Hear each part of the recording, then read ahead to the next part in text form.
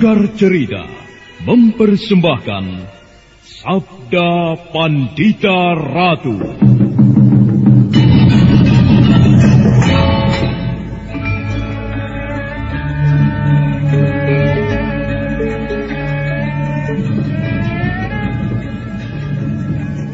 Aneh, kemana larinya orang berjubah merah itu tadi? Sungguh luar biasa, sangat gesit gerakannya. Mestinya aku bisa mengejarnya. Akan tetapi orang berjubah merah itu tiba-tiba lenyap. Tidak banyak orang yang mampu menghilang dalam ajian penglimunan. Orang itu menghilang. Nampaknya orang itu memang dengan sengaja memancingku kemari. Lalu apa maksudnya? Apa maksudnya?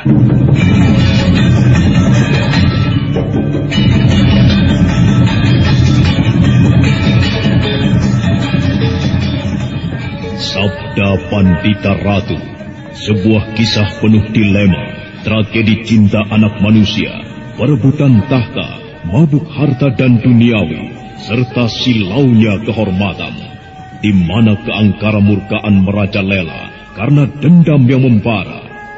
Kisah ini berlatar belakang berdirinya Singasari. Ken Arok, dialah pemuda yang merekuk pahit getirnya kehidupan.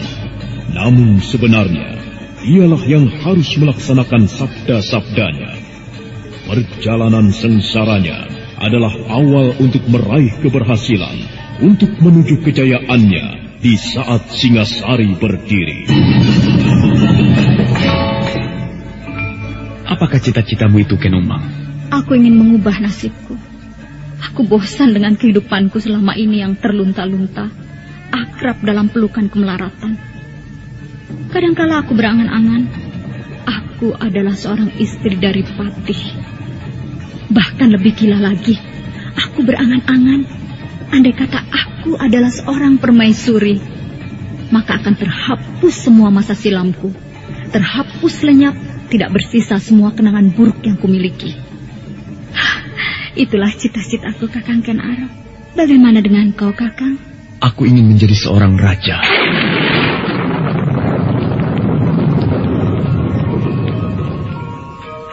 Sabda Pandita Ratu. Naskah ditulis oleh Pondra Swastilangit, diolah oleh Agung Bahrodi, didukung oleh artis-artis terkemuka Ferry Fadli, Eli Ermawati, M. Abud, Ivone Rose, dan lain-lain. Teknik dan montase Ibing Arifin, dengan sutradara Dian Pertiwi. Sabda Pandita Ratu. Kali ini dalam episode ke-17 dengan judul Melacak Dunia Muksa.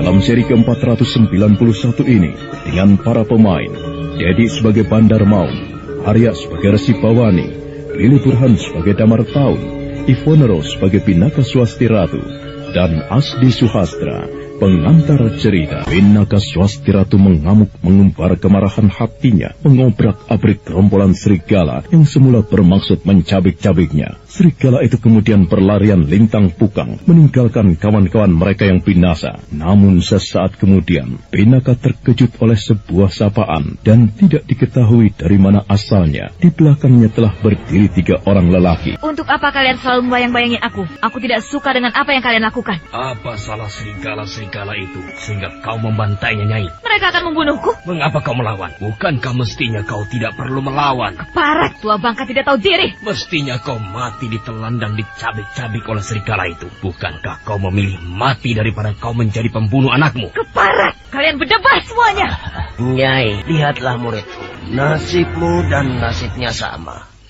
Harusnya kalian memang bersatu. Bersetan denganmu, aku tidak sudi.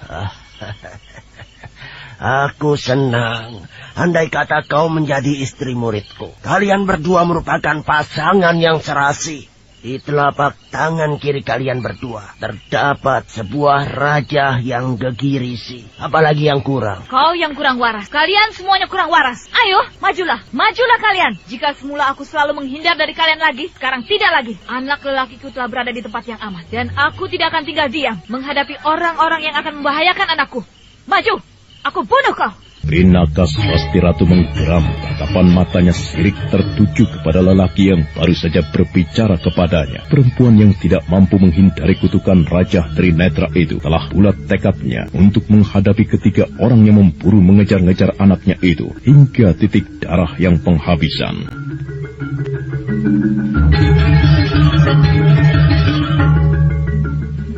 Pemuda itu memiliki raja seperti yang aku punya. Menurut Kameswara, hanya ada 3 orang yang mempunyai raja berwujud tatapan mata di tangan kiri itu. Jika aku dapat membunuhnya, maka aku telah mengurangi bahaya yang akan membayangi anakku. Aku akan membunuhnya. Daripada aku hidup, akan tetapi akan menjadi sumber bahaya bagi anakku. Maka lebih baik aku mati. Aku rela mati. Akan tetapi kematianku tidak boleh sia-sia. Aku harus bisa membunuhnya. Pinaka Swasti Ratu telah mempersiapkan diri sebaik-baiknya. Di dalam hatinya telah bulat tekad untuk berusaha membunuh pemuda yang dilihatnya memiliki raja seperti yang ada di tangan kirinya itu pada serangan yang pertama. Sebenarnya lah, pemuda yang berpandangan mata dingin dan pendiam itu adalah Damar Taun bersama gurunya, Sang Resi Bawani, serta seorang sakti dari tanah Pasundan, Bandar Mau.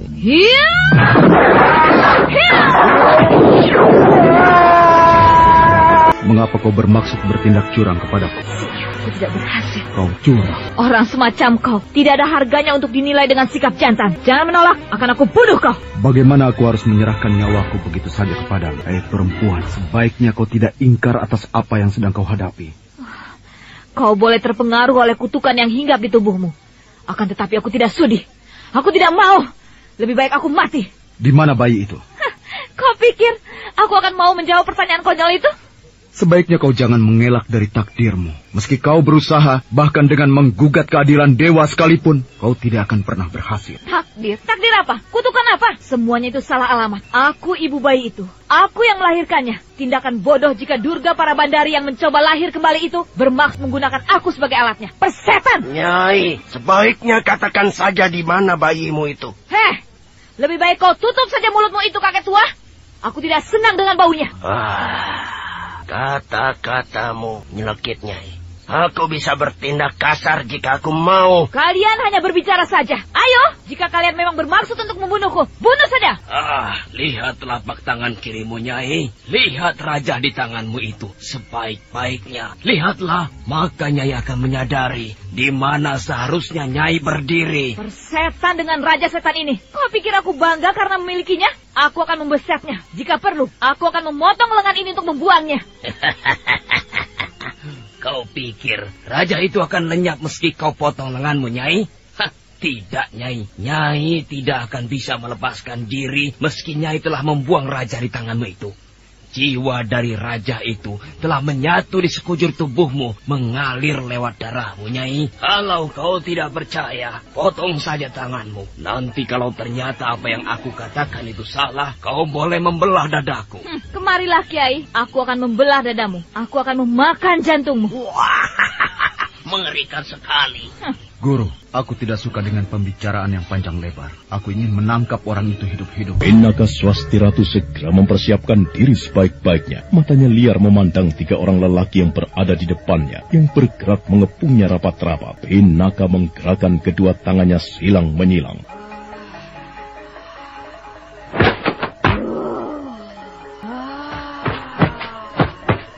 Mari kita lumpuhkan dia.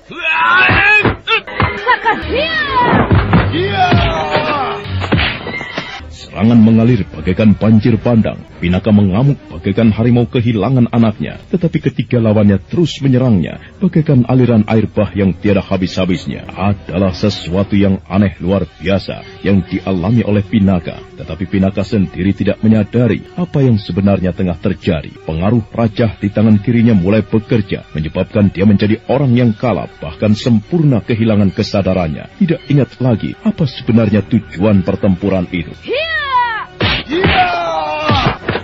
Waktu terus bergerak, pertempuran yang terjadi suaranya gemeresak mengaduk hutan yang tidak jauh dari lembah itu. Mengagetkan penghuninya, hantaman tangan berkekuatan raga Bajra di tangan Pinaka menimpa pohon menimbulkan suara gemuruh. Berbagai ajian dipergunakan oleh Pinaka, meski ia menggunakan pula aji Kakang Kawah Adiari-ari. Tetapi ketika lawannya mampu mementahkan ilmu itu, hingga kemudian ketika tengah malam lewat.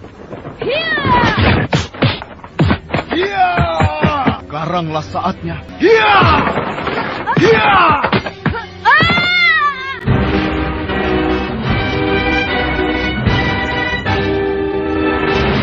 Sebuah sentuhan yang keras dari tangan Damar Taun mampu menggerayangi simpul-simpul syaraf di sekujur tubuh Pinaka Swasti Ratu, membuatnya terhuyung-huyung.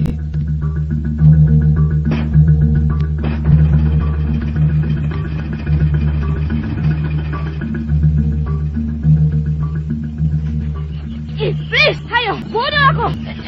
Maaf, Nyai, jika kami hanya berkeinginan untuk melumpuhkanmu karena kau memiliki raja di telapak tangan kirimu. Lihat telapak tangan kirimu, Nyai. Lihatlah dan cobalah untuk meresapi apa makna terkandung di telapak tanganmu itu. Siapa kalian? Kami. Siapa kalian? Siapa pula? Siapa aku?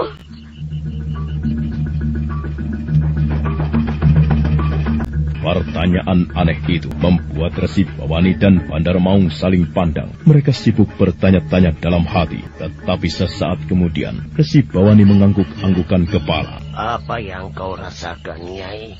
Siapa kalian? Siapa? Kami. Itu bukan soal penting. Akan tetapi yang penting adalah Nyai sendiri. Bagaimana, Nyai? Apakah Nyai lupa siapa diri Nyai sendiri? Siapa aku? Namamu Nyai Carang. Nyai Carang? Iya. Carang. Carang? Namaku Carang? Benar, Nyai. Namamu Carang. Aneh. Kenapa dengan aku? Mengapa kita bertempur? Karena kau berusaha melarikan diri dari suamimu. Aku berusaha melarikan diri dari suamiku. Siapa suamiku? Lihat telapak tangan kirimu, Nyai. Apa ini? Itu pertanda perkawinanmu. Kau memilikinya, dan orang lain yang juga memilikinya adalah suamimu. Damar Taun, tunjukkan tangan kirimu. Nah, kau lihatlah itu, Nyai. Pinaka Swasti Ratu yang berada dalam keadaan lumpuh memandang Damar Taun dengan tatapan aneh. Dia memperhatikan dengan seksama telapak tangan kirinya yang masih berdarah, kemudian menoleh kepada Damar Taun. Swasti Ratu melihat guratan-guratan di telapak tangan itu sama. Ia bukan suamiku. Ada sesuatu yang aneh pada diriku. Ia bukan suamiku. Mengapa dengan aku? Aku tidak ingat apa-apa lagi. Pinaka melirik telapak tangan kirinya. Kebingungannya semakin menjadi. Namun sementara itu, di luar pengetahuan siapapun, tiba-tiba ada bayangan putih yang berkelebat sangat cepat. Kurang ajar, berhenti! Bagaikan genderuwo yang muncul begitu saja, seolah tidak diketahui dari mana asalnya. Bayangan putih itu melesat amat cepat, menyambar tubuh Pinaka dan membawanya terbang di antara pepohonan. Bagaikan berlomba lari, Bandar Maung, Resi Bawani serta Damar Taun melesat menyusulnya. Pengaruh jahat yang menggeram di dalam telapak tangan kirinya membuat Pinaka Swasti Ratu kehilangan jati diri. Dia tidak ingat lagi siapa dirinya sebenarnya. Bandar Maung semakin menyesatkannya dengan memberinya nama baru. Tetapi tiba-tiba, tidak diketahui dari mana asalnya, ada sesosok tubuh berjubah putih yang melesat sangat cepat menyambar Pinaka. Kurang ajar. Gerakan orang itu cepat sekali. Kau tahu siapa dia, Dirsi? Tidak, Kakang. Larinya cepat, gambaran bahwa orang itu memiliki ilmu kanuragan yang sangat tinggi pula. Itulah Kakang Bandar Maung. Selama ini kau bagaikan katak di dalam tempurung. Yang kau ketahui hanyalah seputar tempurungmu itu sendiri. Ketika kemudian kau keluar, kau terkejut melihat dunia ternyata sedemikian luasnya. Jangan mengecilkan Bandar Maung, Dirsi. Aku mengatakan bukan apa yang aku lihat, Damartaun. Bagaimana, Guru? Perempuan itu telah kehilangan jati dirinya. Tidak ada gunanya kita mencarinya. Meski perempuan itu berusaha melawan kekuatan raja itu. Akan tetapi aku yakin, takdir tidak akan bisa dihindarinya. Ada yang lebih penting dari sekedar perempuan itu, Damartaun. Yaitu bayi itu. Benar, Guru. Kita tinggalkan tempat ini. Kita lacak kemana perginya bocah Badrawati yang membawa bayi itu. Ayo.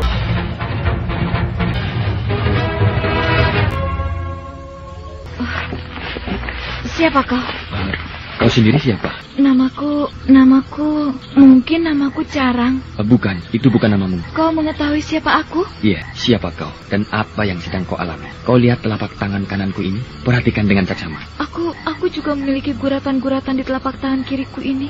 Raja yang kita miliki berbeda. Kau memiliki raja berwujud tatapan mata. Aku memiliki raja yang lain, Kalat Cakra. Raja yang kau miliki berada di telapak tangan kiri, sedang yang aku punya berada di telapak tangan kanan. Apa artinya? Artinya, dengan raja yang berbeda ini, aku sudah mempunyai alasan yang kuat untuk membunuhmu.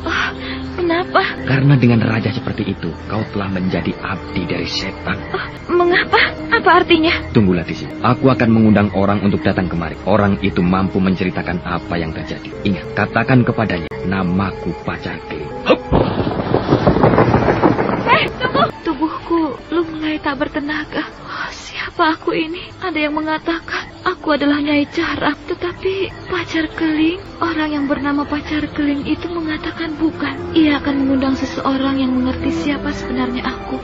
Paman, ada apa, anak mas? Paman mendengar sesuatu. Apa? Perhatikan, Paman. Aku tidak mendengar sesuatu, anak mas. Jika demikian, isyarat aneh ini tentu ditujukan kepadaku. Isyarat? Iya, aku bisa merasakan, Paman. Seperti menggerayangi simbol-simbol sara. Seperti apa, anak mas? Seperti yang pernah dilakukan Badrawati. Mari, Paman. Mungkin Badrawati bermaksud bertemu denganku. Mari, anak mas.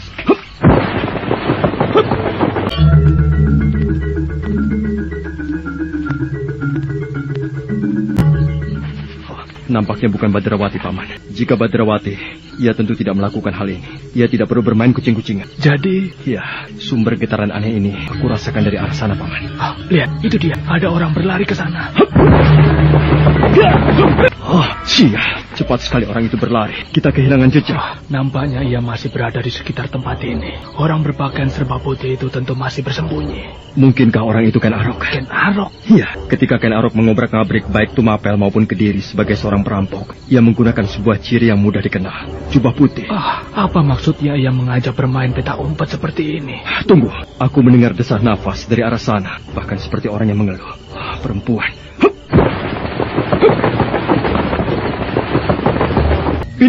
Pinaka. Kameswara? Jagat Dewa Batara, Pinaka. Apa yang terjadi padamu? Mana Parameswara? Mana anakku? Mana Parameswara? Mana? Cepat jawab, mana anakku? Kameswara. Bagaimana? Bunuh aku, Kameswara. Bunuhlah aku. Apa maksudmu? Lihat Kameswara. Lihat tanganku. Lihat Kameswara. Mengapa harus aku, Kameswara? Apa salahku? Apa yang kau lakukan kepada anakmu sendiri? Cepat jawab. Apa yang telah kau lakukan kepada anakmu? Anak mas, tenanglah. Tenang, anak mas. Nyai, cobalah tenangkan perasaanmu. Ceritakan dengan hati yang tenang. Apa yang terjadi? Di mana anakmu? Badrawati, Bapak. Badrawati yang membawa bayimu? Ya. Mengapa Badrawati membawanya? Ia memaksa memisahkannya dariku, Paman. Aku tidak bisa menolaknya. Syukurlah, Nyai. Jika itu yang telah terjadi, Badrawati telah bertindak benar. Badrawati terpaksa harus memisahkan Nyai dari Parameswara. Karena Nyai sendiri merupakan sumber bahaya baginya. Aku tidak sadar, Paman. Aku hampir saja membunuh anakku. Apa salahku, Paman Bresima? Mengapa di tangan kiriku terdapat raja keparat seperti ini? Lihat, Paman. Aku telah berusaha membesetnya, tetapi ia tetap menempel di telapak tanganku. Kameswara, daripada aku akan menjadi bayangan bahaya bagi anak lelakiku sendiri, bunuh aku, Kameswara. Kau harus mau melakukannya. Ayo, Kameswara, tolong bunuhlah aku. Jangan ragu, Kameswara. Aku rela mati. Aku rela mati asal itu untuk kehidupan anakku. Lakukan, Kameswara. Kameswara memandang nanar ke arah telapak tangan Pinaka. Diperhatikannya wujud telapak tangan itu dengan seksama. Tangan itu telah terkelupas mengerikan. Bahkan sebagian tulang yang putih nampak. Tetapi Raja Aneh itu tetap melekat erat pada bagian daging. Tidak tahu bagaimana awalnya, Kameswara merasa hatinya sangat teradu. Dan kemudian air matanya pun bergulir. Kameswara tidak mampu membendung rasa sedihnya. Paman, bagaimana anak mas? Paman, katakan Paman, apa yang harus dilakukan agar Pinaka terbebas dari keadaan yang dialaminya ini? Ayo Paman, Paman serba tahu berbagai masalah. Paman tentu tahu pula cara apa yang harus dilakukan agar Pinaka terlepas dari belenggu keparat itu. Bagaimana Paman? Paman akan mencoba anak mas, menunjukkan peluang-peluang yang mungkin bisa dipergunakan agar Nyai Pinaka bisa lepas dari beban yang tengah dihadapinya. Nyai, bagaimanakah keadaan Nyai sekarang? Tenangkan diri Nyai. Lalu ceritakan bagaimana pengaruh raja itu bekerja pada diri Nyai. Cobalah kau tenang Pinaka, dan jawab apa yang ditanyakan oleh Paman Bresima itu. Mungkin dari jawaban-jawabanmu itu bisa didapatkan peluang untuk mengatasinya. Katakanlah. Tanganku sakit, aku berusaha membesetnya, tetapi Raja Keparat ini masih tetap bercokol di sini. Tidak ada gunanya, Nyai. Raja itu bukan hanya berada di telapak tangan Nyai, akan tetapi telah menyatu di seluruh tubuh Nyai. Meski tangan itu dipotong, tidak ada gunanya, Nyai. Bagaimana awalnya raja itu telah berada di telapak tanganmu, Pinaka? Mula-mula, aku merasakan ada yang janggal di dalam dadaku. Lalu aku berusaha menguasainya. Tetapi, rasa tidak senang kepada para Meswara itu semakin lama semakin tidak terkendali. Aku terkejut sekali ketika di telapak tangan kiriku tiba-tiba telah terdapat raja ini. Untung ada Badrawati. Ia muncul ketika aku nyaris membunuh para Meswara. Aku hampir membunuhnya, Kameswara. Lalu? Godaan-godaan setan keparat itu kulawan sekuat-kuatnya. Namun pengaruhnya semakin menjadi-jadi di saat bulan semakin tinggi. Bulan, anak mas. Aku memang telah memperhitungkan bahwa kekuatan bulan adalah sarana yang mudah dipergunakan oleh kekuatan hitam. Dengan demikian, kekuatan kutukan atau raja itu akan semakin menjadi di saat bulan menampak. Apalagi jika purnama. Namun demikian, pengaruh dari raja itu tidak hanya bertumpu pada bulan. Cahaya bulan sekedar menandai saat yang tepat bagi raja itu untuk bekerja. Tetapi, tetap sewaktu-waktu raja itu bekerja. Benar begitu, Pinaka? Iya. Ada orang berpakaian serba putih yang memancing kami berdua. Siapa orang itu? Ia mengaku bernama Pacar Keling. Ia juga memiliki kalacakra. Raja Kalacakra. Nah, bagaimana kisah selanjutnya? Apa yang akan dilakukan oleh Badrawati dalam usahanya melindungi para Meswara? Serta apa pula yang akan dilakukan oleh Kameswara dan Pinaka Swasti Ratu? Saudara pendengar, untuk mengetahui jawabannya, ikutilah kelanjutan kisah ini dalam seri berikutnya. Sampai jumpa.